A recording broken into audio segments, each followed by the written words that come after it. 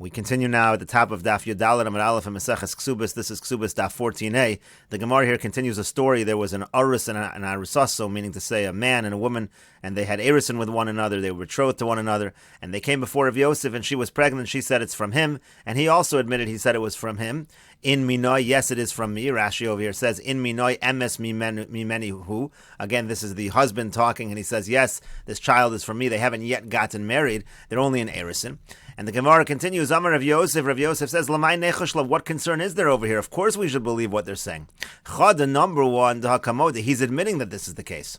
V'yoden further, Ha'amar Rav Yehuda Amar Shmuel, Rav Yehuda said in the name of Shmuel, Halacha Rabbi Gamliel, that the halacha is like Rabbi Gamliel, meaning she's believed when she tells us the yichus of the child, so therefore she's believed anyway. And here we have an additional reason to believe them, because the husband is admitting that it is from him. And the Gemara says, Amar le Abaye. So Abaye said back to Rav Yosef, Uvaha, but one second, in this case over here, when you have a situation of a woman who's betrothed to a man, Kilo Moda, let's say the husband would not admit, let's say he would deny it and say it was not from him. So Machshir Rabbi Gamliel, do you think that in this case, Rabbi Gamliel would say it's kosher? Rabbi Gamliel says it's kosher in a standard case. A woman comes to us and says it came from a certain yichus, then we believe her. But over here, where she's betrothed, she actually should not be believed, even according to Rabbi Gamliel. Why? V'amar le Shmuel Rav Yehuda, because Shmuel said to Rav Yehuda, Shinana, again, Shinana can mean sharp one or can mean big-toothed one. Halacha Rabbi Gamliel, he said, Shmuel said to Rav Yehuda, the halacha is like Rabbi Gamliel. However, viad lo tavid uvda adi rov ksheir netzla. But you can't paskin like this. You can't actually do this practically unless you have a situation where the majority of people who she could have been with would have not disqualified her. But over here, Rov Pesula Netzla, most of the people will disqualify her because she's betrothed. In other words, if she has relations with anybody else besides her husband, it's essentially like adultery. And so therefore, in this case, on the contrary, if the husband does not admit that it's from him, if the Aris does not admit that it's from him, so then it really should be a problem, even according to Rabbi Gamliel.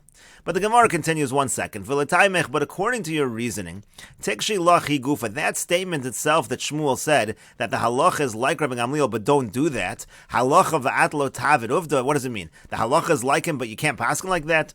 Obviously, that doesn't make sense. Rather, how do you understand this statement over here of the halacha is like Rabbi Gamliel, but don't do anything until you have rov ksherin? It means as follows: it means we're making a distinction between what we do lechatchila and what we do b'di'evet. And Rashi over here explains im ba kohen limolech lebezdin. Let's say a kohen would come to Bezdin and he would decide, should I marry this woman? So lo sharina leila konsa, we're not going to allow her to marry. We're not going to allow him to marry her. Elim kein hayu rov kasherim etzla, unless you have a situation of rov kasherim etzla. But let's say after the fact, im nasa kohen, let's say a kohen already married her, v'lo nimlachen didn't come to us to decide, lo mafkina lamine, so we're not going to force that they have to divorce one another. And the Gemara says, v'hanami k'di'evet dami, our case over here also is the same thing as a b'di'evet, so even if it's not rov kasherim, she's still going to be okay.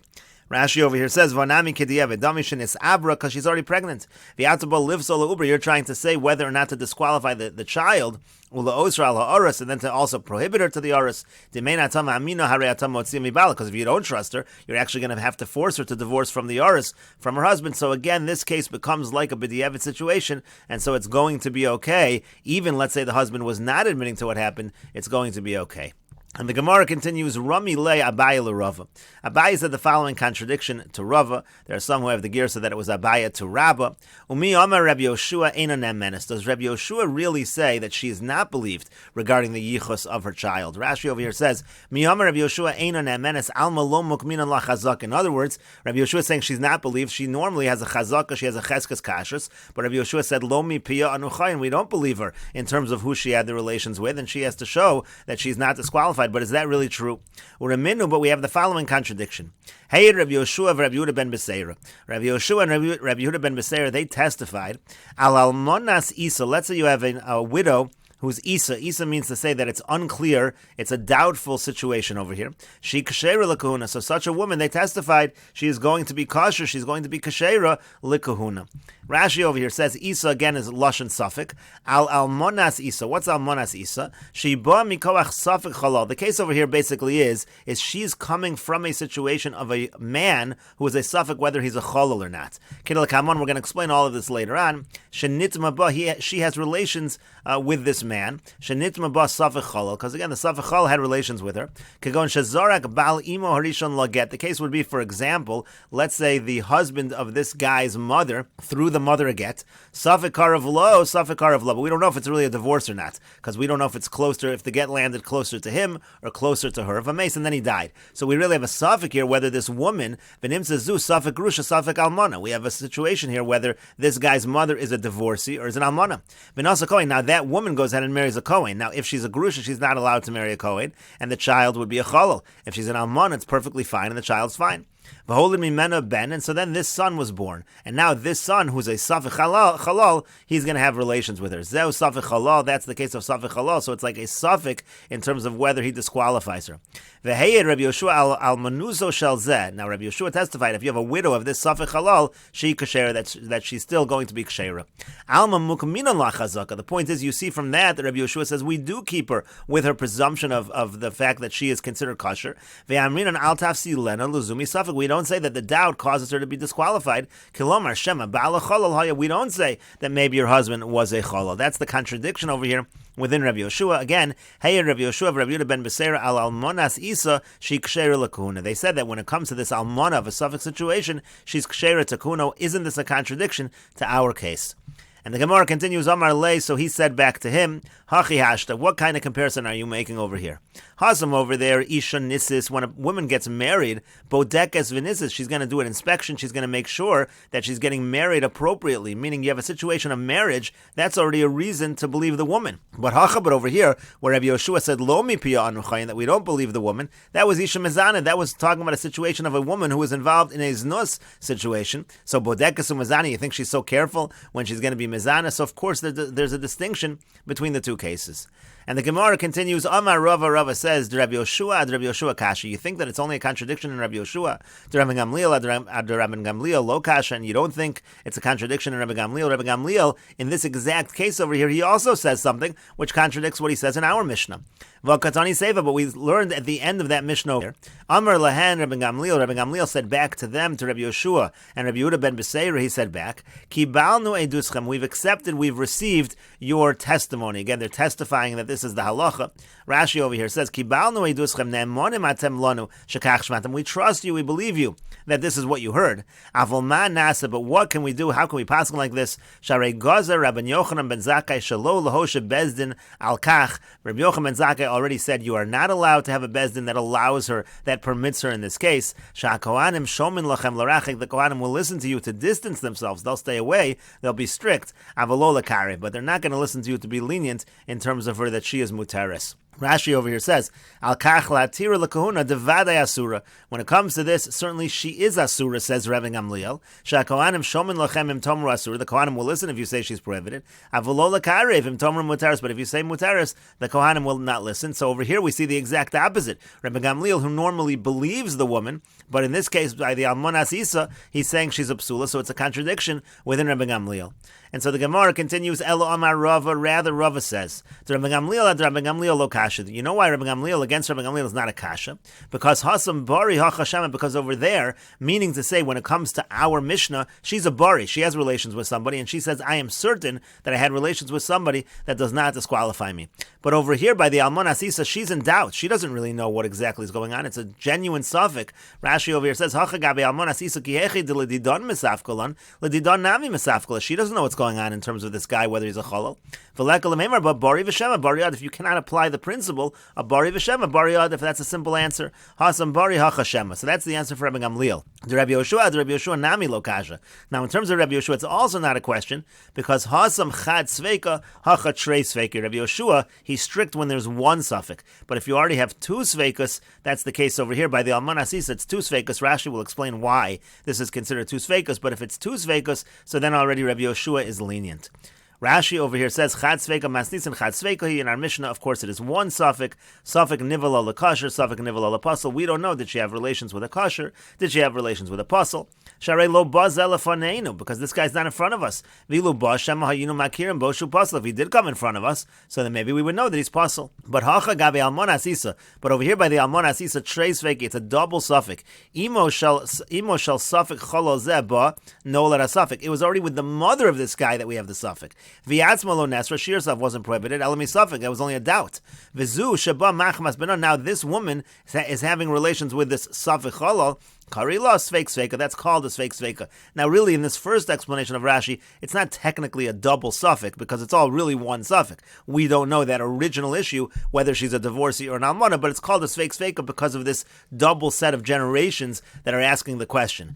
But Rashi then gives another explanation, Umidivrei Rabbi Yosef, Tov Elim Motzasi, I found the following from Rabbi Yosef Tovelim as follows: Almonas Isa, Isha Shahaya Bala Sveik Sveika. You actually could come up with a case where the woman, her husband, really is a Sveik Sveika. It really is a double doubt. What would be a case of a double doubt?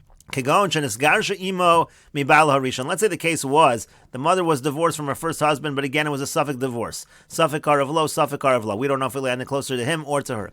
Then what happens is he dies, and within 3 months, Venisis LaKohen, she goes ahead and she marries a Kohen, Tok Shlosha Chadashim, within 3 months. So now this child, we don't even know who his father is, plus we don't know if she's a divorcee. Maybe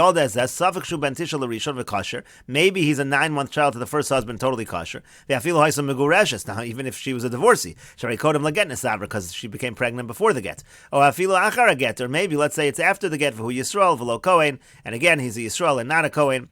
And then you also have a suffix, maybe it's a 7-month child to the second one, uveno shel Kohen, who meaning he really is the child of the Kohen. And then he's a suffix halal. So you have a situation here where maybe it was really a child of the first husband, no problem at all. Maybe it's a child of the second husband, even there it might not be a problem because it's only a suffix halal that we're involved with. Harei sveik sveika, that is the double doubt. Shema eino b'no shel Kohen, maybe it's not the son of the Kohen, and even if it is the son of the Kohen, Shema lo haisa imo grusha, maybe the mother's not a divorcee, ela almon is really just a widow.